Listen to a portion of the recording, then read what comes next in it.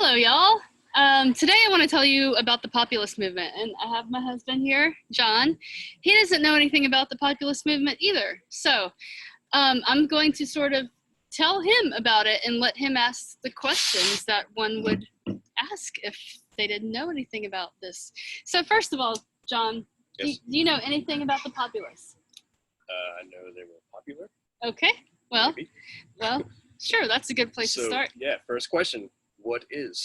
So first, let me give you a little bit of background. We've talked a little bit about the 1890s and what a really terrible time it was. Scoot up a little second. And one thing, it was bad. The 1890s were bad in many ways, but for farmers, the 1890s were really bad, especially farmers in the South and the West. There was a major economic depression in the 1890s. It was from 1893 to 1897. It was the worst depression to date, and it remains the second worst depression, only followed by the Great Depression. Okay, to cut in real quick. Yep. My second question was, when was that started? The populist. Well, yes. So the populists started basically as a result of this depression. So in the early 1890s, populists were basically farmers. Most of them are farmers, and it started in the West. And basically, they formed as a combination of farmers' alliances. So farmers' alliances had been around for a couple of decades, and they were just ways that farmers helped each other, like they worked together, kind of a co-op. And they started to be a little bit more political as times got worse for them. So in the 1890s, they decided to join all the farmers' alliances together and create a new political party. And it was called the Populist Party, also commonly called the People's Party. So either term is correct. So when you say West, do you mean before the Rockies or past the Rockies? Basically, with both. So West. So at this time, the the entire United States was settled all the way to the West Coast that we have now. So generally, when we talk about West, it means west of the Mississippi River, really, because at this time that would be the plains. Yeah, but it's east, like the eastern seaboard was where a lot of most of the cities were, and most of the wealth was. So politically, the people who lived west of the Mississippi River were sort of different. They weren't part of like Eastern business and Eastern establishment. At this time, there was a lot of sort of differences between the regions of the country. So West really refers to anything that's not part of like the East. So if you were a farmer at this time, like late 1880s, early 1890s, what do you think some of your problems would be, or some of your concerns if you were really struggling financially? Well, I guess maybe like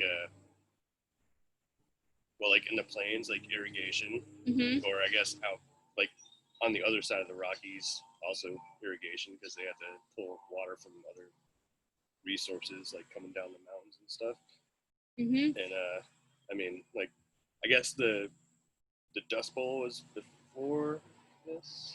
Yes. No, the Dust Bowl was after this. Oh, okay. Sorry, after. All right, yeah. Great Depression. So, yeah, storms then. So, okay, so basically, yeah, that's all true. Farmers were at the mercy of the weather, of the nature. And we are going to talk about the Wizard of Oz in a minute. So, oh, shit. Yes, keep right that in mind. Sorry. But a lot of what farmers were dealing with was railroads, high railroad prices. So we looked at industrialization a couple of weeks ago, and the fact that railroads were monopolies, meaning that only one or two companies controlled all the railroads throughout the country. And farmers relied on railroads to get their crops to the east, to the cities. So they would grow their crops in the west, and they needed to send them east in order to sell them. And the only way to do that was through railroads. And if there's only one railroad company, or possibly two, they can charge whatever they want. There's no competition. That's the problem with monopolies. So one of these problems that the farmers were facing was that the railroads were taking advantage of them. They were charging whatever they wanted to charge, and the farmers couldn't do anything about it. Another issue was currency. So there's our son. This is the currency issue sounds a little complex, and I'm not an expert on currency, so I'm going to explain it in the most simple way that I can think of. At this time, America's currency was backed only by gold. which means that the amount of currency in circulation had to be backed by gold. We had to have that much gold. So as cities began to grow and as the economy grew in industrialization, there was a need for more currency. More people needed money. They weren't necessarily bartering anymore, and they weren't like, they were part of the international economy or national economy. Yes. Oh, I thought you had a question. No, I'm blocking. Okay. So currency was in short supply. There wasn't enough of it. A lot of farmers were in debt. They had to borrow money to buy land or equipment like tractors. And then they found that they couldn't pay back the people, the banks generally, or just wealthy people they borrowed money from, because they couldn't get their hands on currency. There wasn't enough of it. So the populists started to advocate for what they called soft money. And that meant that they wanted our currency to be backed by silver as well as gold. That would mean more currency. So what happens if you add currency to the run out of stuff to spend, seems like? No, you enter a really so it's, or you try to find more things to make money on. Well, basically the value of the dollar goes down. If we were to print more money right now, the value of a dollar would decrease because there would be massive inflation. And so a lot of farmers wanted this because it would help them get out of debt. But people who were wealthy and who were not in debt, and honey, can you wait a minute? Close the door. People who had loaned money to farmers were very much against currency reform. And this is the best example I can think of. If we weren't married, if John owed me $1,000, he borrowed $1,000 2 years ago. He still owes me $1,000. But now he wants currency to be reformed. He wants more currency in circulation, which means that the value of the dollar goes down. So the $1,000, the value of it decreases because there's more currency. I would not want that because he still owes me $1,000. It's just going to be worth less. He would want that because he still owes $1,000. And I'd gladly pay $100. So a lot of people who were in debt, poor people, wanted soft money, which was another way of saying that they wanted currency to be backed by silver as well as gold. So, interesting tidbit. The populists were the main group of people who were in favor of currency reform. And there was a populist named Frank Baum, L. Frank Baum. He was the person who wrote The Wizard of Oz. He was really advocating for currency reform. So one of the slogan that the populists used was 16-1. And what that meant was that the United States possesses 16 ounces of silver for every 1 ounce of gold that we possess. They're basically saying we have so much more silver than gold. So if we let currency be backed by silver, we would have more currency. So they began to say 16-1. That's the ratio of silver versus currency, 16-1 ounce. The abbreviation for ounce is OZ. OZ, Oz, The Wizard of Oz. If y'all have seen that movie, some of what I'm going to say will sound familiar. In the movie, the yellow brick road leads them to danger, right? Stay off the yellow brick road. That the yellow was gold. When L. Frank Baum wrote the play, Dorothy's slippers were silver. When Hollywood made a movie out of it, they made them red because they had just figured out how to use color in movies, and they didn't really care about the intention. But the silver slippers, that's what got Dorothy back home to safety. Silver saved her, gold was dangerous. Also, what do you remember about the witches in that movie? One died, one was wicked. Well, what were they called? Well, the Wicked Witch of the West. Yes. And then Glenda was the Witch of the East. Okay. So basically the movie the movie is kind of picking up on the conflicts between the different regions. You have, the West and the East are kind of at odds with each other. So the Wizard of Oz has a lot of symbolism, and I'm going to get back to some of it. There's more I'll get back to in a minute. So the Populists became a political party, a third party in the 1890s, and they had some success during the midterm election of 1892 or 1894. In 1896, they decided that they were going to nominate someone for president. And they had a few goals. They had a few planks on their platform. First one was currency reform, which we've talked about.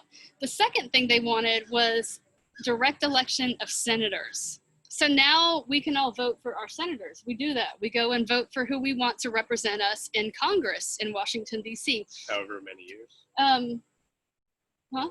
Is it every 4 years? Yeah, it's midterm elections, so yes.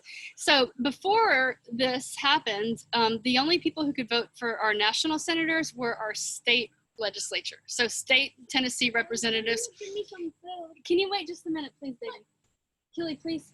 So back then, the state representatives, people in the Tennessee state legislature, they would choose who goes to our national Congress. So the populists were like, that's not really fair. That's keeping all the money keeping all the power in the hands of money, because you have wealthy people voting for more wealthy people. You never have like people like us, farmers, who are able to choose who represents us in Congress. So they proposed direct election of senators. We as individuals can vote on our senators. They also proposed the initiative, the referendum, and the recall, which are fantastic. So in states that have the 3 R's, or initiative, so 2 R's, but this is something that we now have today. In states that have legal marijuana, this is how they've done it. And before gay marriage was legal nationally, they did it through a referendum. And what that means is if you live in a certain state, like we live in Tennessee, and we want a certain law to pass, we don't have to go. They wanted it to be where we could vote on that law directly instead of voting on representatives who vote on that law, because they're saying there's corruption. Those representatives are gonna vote for things that benefit them. We as people need to vote directly on a single issue. So that's how gay marriage got passed in many states. When people in California went to vote for president in 2008, on their ballot, it said, do you want gay marriage to be legal in the state of California? And many of them said yes. So this is called a referendum. In the last presidential election in Tennessee, or Davidson County, 2016, when we went to vote for president, there was a question on the ballot that said, it used more official language, but basically, yes, basically it said, do you want Nashville, Davidson County to be able to sell alcohol on Sundays? So it's a direct question that you vote directly on. And it got passed. And now liquor stores are open on Sundays and you can buy alcohol in grocery stores. So that's an example of a referendum. The initiative is just the process of putting that question on a ballot. So it's a single question that we vote on directly. Populists felt like this was their only chance at getting some important laws passed, because if they relied on lawmakers to pass these laws, they would never do that because they weren't in favor of farmers. The other thing that populists wanted was an income tax. So remember, populists were mostly farmers, mostly people who didn't have a lot of money. So they thought, like, we need a redistribution of wealth. Where these wealthy people are controlling everything, controlling monopolies, they have so much money. They should pay a tax on their income. So the populists were the first to really push for an income tax. Was that considered like early socialism? Some people definitely thought that was socialism, and they thought populists were trying to equalize the wealth, which they were in a very small way. So these were the 4 things that populists wanted: currency reform, direct election of senators, initiative and referendum, which they called direct democracy, people directly voting on something, and an income tax. None of those things happened while the populists were in existence, but all of those things have happened since then. Like so social security. Well, that happened a little later. They weren't really thinking that yet, but we have the income tax now. That was the 16th Amendment. The 17th Amendment was direct election of senators, and all states have adopted the initiative and the referendum. So we have all these things. They didn't happen during the time that the populists were in power. They happened kind of in the next era of the progressives. So in 1896, the populists were trying to choose who they wanted as their candidate for president. There was a Democratic candidate and the Republican. The Democratic candidate was William Jennings Bryan, whose name is going to come up a lot in the next couple of weeks. And he made this really famous speech, and it's gone down in history as the Cross of Gold speech, and that's one of the things that y'all need to read for this week. But in this speech, he's basically advocating for lower class people. He's basically saying, the wealthy are running everything in this country. Poor people have no chance to better themselves. We're in the midst of this terrible economic depression, the worst one the country had ever seen. And he began to say, we've got to do something about this. We've got to regulate wealth. And so the last thing he said in his speech was that we're being crucified upon a cross of gold. So that was a direct reference to the currency issue, gold currency. The speech became so powerful and so popular around the country that the populists were like, okay, this Democratic candidate is endorsing currency reform. That's one of our biggest issues. Should we nominate him to be our president as well? Because if we choose a different presidential candidate for our party, we're going to split in half the people who support currency reform. If we join together with the Democratic Party, we're going to have all the supporters of currency reform. It'll add more numbers. So they actually endorsed William Jennings Bryan as the candidate for the Populist Party as well. And he almost won that election. It was one of the closest elections in American history. I was about to ask. Yes. How many? Who did he beat? Like a Republican no, or a Democrat? He didn't. He was a Democrat, and he was competing for president against the Republican William McKinley. He wasn't like a third party? Well, he was a Democratic candidate that the populists also nominated as their candidate. So in a sense, the populists combined with the Democratic Party. So, honey, just a minute. Stop, please. So William McKinley was their opponent, and he was representing the Eastern establishment, people who had wealth, big businesses. And they were so terrified that what happens if he doesn't win this election? The Democrats and the populists have basically joined together, which made the Democratic Party more populist, more in favor of sort of supporting the lower class, the farmers. And so McKinley's party, the Republicans, were just so worried about, if this guy wins, we're going to have socialism. They called him a lunatic, William Jennings Bryan, that is. So this election was the first time that any party spent a ton of money in campaign contributions. William McKinley's campaign spent about $10 million in campaigning, which was unheard of at the time, and it's over $90 million today. Was that in gold or silver? It was in currency, which was only gold at the time. So this was unheard of for a political party to spend almost $100 million in campaign contributions. Nowadays, that's nothing. But for the time, it was a really big deal. So many historians say that the 1896 presidential election was the first time that money bought the election. All right, so getting back to The Wizard of Oz, and then we'll be done. In The Wizard of Oz, if you remember that movie, there's a couple of main characters. So Dorothy, of course, and John mentioned weather that farmers in the West had to face. So the whole movie starts out with this massive tornado in Kansas that's really disrupted everything. So that was kind of like referencing the weather issues in the West. But you have Dorothy, and then she meets these people along the way, and one of them is the Tin Man. Any guesses on who or what kind of person the Tin Man represented? The Tin Man. I would assume, like, I don't know. Okay, so like canned goods and shit like well, that. Like, kind of. You know, just kind of like a easy. Yes. Industry. Cheap metal. So the Tin Man was a machine. Yeah. He needed a heart. That's what he was looking for. He was metal. He was a machine. He represented factory workers in the East. The Scarecrow needed courage, right? Yep. The Scarecrow needed courage. He was no, the lion did. What did the Scarecrow need? He needed a heart. Oh, the heart? No, he needed a brain. A brain, that's right. The Scarecrow needed a brain. I guess we do too. So. He represented the Western farmer. He was a scarecrow. He was made of, hay.